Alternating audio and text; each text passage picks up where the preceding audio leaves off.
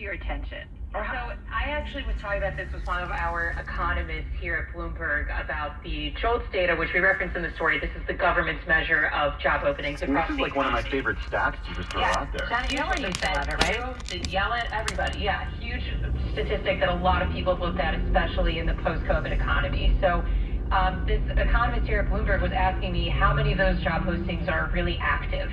And I have no idea. I wonder, if some of these job posting sites can measure for that, and teamed up with Matt, and we worked then with Revelio Labs, who analyzed some of these job postings online to find that a job posting today is half as likely to result in a hire as it did pre-COVID. You know what's so funny, Carol? I get so much flack, when I talk about JOLTS on air. And why? People push back on it on Twitter, and they say, you know what, this isn't a good measure.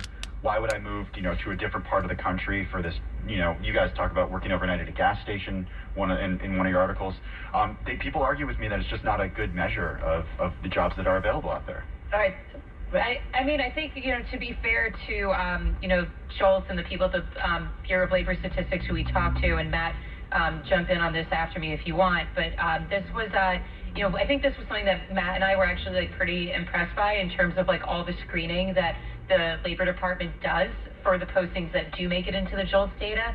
For me, I was honestly a bit more skeptical of what goes on the job posting websites. That I remember Indeed told us, this is in the story, that they said that these fake postings are, quote, not a prevalent issue, yet at the same time they've removed tens of millions of postings every month that don't meet the guidelines. So, all right. Come on in, Matt. Come on in on this. Yeah, we were as Molly said, we were very curious about what's behind JOLTS. So we talked to Mr. JOLTS. We talked to the guy who he was there when JOLTS was founded and started up more than 20 years ago, and he's still the supervising economist on it. So this guy knows more about JOLTS than any man alive. And he did allow for the fact that, yes, the sample size they draw from is small, although it increased recently, but it's 21,000 firms that they compile the numbers, and they're not scraping job postings. Some people think, it's just a bunch of useless, online ads. No, JOLTS is not scraping, the job sites, but it is a lagging indicator. And you're right, it's a small sample size, so that's why one economist equated it to garbage recently. So there's so much frustration and so much confusion, I think, around this issue. That's why Molly and I had a lot of fun diving in. And the other criticism that JOLTS gets a lot, as well as some other Labor Department data, is the low response rate. So this has become more of an issue post-COVID now, that for the survey data is just really suffering. And I think this is something that definitely government agencies are looking into. Well, I am curious, Matt, after you guys, went out and did this, because we do often cite JOLTS and we talk about the importance of it and as an indicator of what's going on in the labor economy. We care about it because it's part of the Fed's dual mandate, in terms of employment. We want to make sure we have a good read. What was your takeaway? Do you feel like, okay, this is a good number for us to kind of talk about and discuss in terms of the strength or lack thereof of the U.S. labor market? I think it is a number. You never want to be so overly reliant on one number. And I think we kind of lost our mind over JOLTS during the Great Resignation, when we were like, oh my God, there's 2 jobs out there for every unemployed person. What is going on? So I think, it really got quite a spotlight. And then, as Molly said, Powell was bringing up as a sign of the labor market tightness. So if you want to, but if you want to get a good read on the job market, don't just look at JOLTS. Spend some time on some of the subreddits that I was hunting around on, where people are just telling these stories of being ghosted, and some of the people we interviewed were flying across country for a job that they thought they had landed, they thought they had it in the bag, and then the employer just disappears or goes elsewhere. And again, let's remember that ghosting goes both ways. During the Great Resignation, there were plenty of employees who were ghosting the employers. So the shoe's on the other foot, of course, right now. But when you're trying to get a read of the job market, you never want to spend too much time or too much, prevalence to one metric. I think the big lesson for us too in this as well was that it's not that JOLTS is absolutely flawed. It's more that if you want to take an inference from it, it's the direction, maybe more so than the absolute level of job openings. And now that our team is preparing for what would happen in the event of the government shutdown and what we're going to do without these government data like JOLT.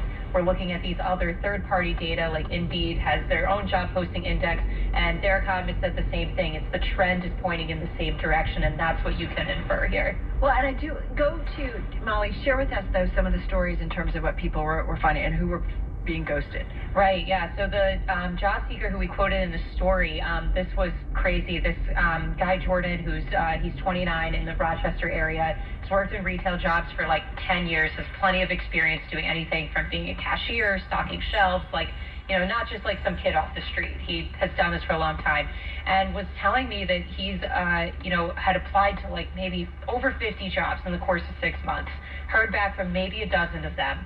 And this one that he did hear back from gave him a verbal offer, and then he never heard from him again. And he checked to see what happened with the posting. It had disappeared from the site. It came back up. He tried reaching out to them multiple times. I think he even went there in person, and there was just nothing he could do. Wow. Hey. But is it ghosting, or is it a case of, okay, maybe the employer decided, oh, not interested, pulled it down, and then decided to put it back up? Well, that's what, I think it really varies who you talk to. And I was just talking to another friend of mine who works in recruiting, and she's just as puzzled by this too, as to why ghosting is happening at the level when you already have a candidate in an interview process. Right. Like, sure, there are recruiters who get inundated with applications. You can't acknowledge all of them. But if you're already interviewing somebody, that just seems unacceptable. Hey, Matt, just in the 15 seconds that we have left here, you're a workplace reporter. What's going on behind the scenes here at these companies? Well, what's going on behind the scenes is they're eviscerating their recruitment staffs. That's for one thing. I talked to one former tech recruiter who worked at Meta and Amazon, and even she's looking for work, and she's getting ghosted. So there you go. All right. Matt Boyle, Molly Smith, thank you so much. Great story. This is Bloomberg. Bloomberg Business Week is brought to you by Glenmead. Glenmead offers sophisticated wealth and investment management solutions combined with the personalized service you deserve. Your wealth, your mission, your investments. Let's talk. Visit glenmead.com to learn more. Just want to mention a headline, Lululemon striking a deal with Peloton to use its fitness content. So I feel like that relationship evolves. Coming up, we've got a great guest, Steve Cage, Chairman and CEO at Revolution. You know him well. He's going to be with us. So I was speaking on that not too long ago. I've tried so many times, countless hours on the internet looking at like Indeed.com, Monster.com, like big names, where Lewis recommended it to me because otherwise, like I don't have any social connection, not from any of the people that I ever went to school with, not with relatives, like there's no connection to any of them whatsoever. And so there's not this like social network or group at all. And so my only outlet really is Lewis. And so he told me internet wise that those were the main places to go for work. So I have my own story with it. The one that they were saying on the radio, which is 1130 on the AM, which is Bloomberg radio in New York. They're saying on the AM dial, they were saying that they one example, he at least got like 12 callbacks. I didn't even get that. I mean, I put in countless hours of application, and there was one callback with one interview with a New York life insurance company, but it was 100% commission. And so as far as salaried positions, which is a big distinction, salary, benefits, continuity, like reliability, sustainability, there were 0 callbacks for that quality of job. For the commissioned positions, there was one life insurance company. Actually, I think there may have been like 2 or 3 of those, but they were 100% commission, which means you have to work and hope that you get paid. There wasn't even like a draw associated with it. But now I'm hearing it on the radio. It's star 1978, star 8378, Nicole, Cattaruzza, it's Earth, solar system, Milky Way, universe, galaxy is broken. For me, what do I like suspect it feels like to me that there's some kind of tight network or group through the labor market, and I don't know if this has to do with the visas and the migrations and whatever, but I feel like they've already locked up those jobs and are giving them away, like, and it's discriminatory practices, but I don't know like who to speak to about something like that. Going through elementary, going through high school, going through middle school here, there was like no contact system, like emergency contact. You're one of our children that were born here. You're one of our citizens. This is how we conduct ourselves so you don't get lost in the world or in our world or in whatever's going to go on in your future. Like, there was none of that with the adults. I don't know why. And how do you change that level of whatever?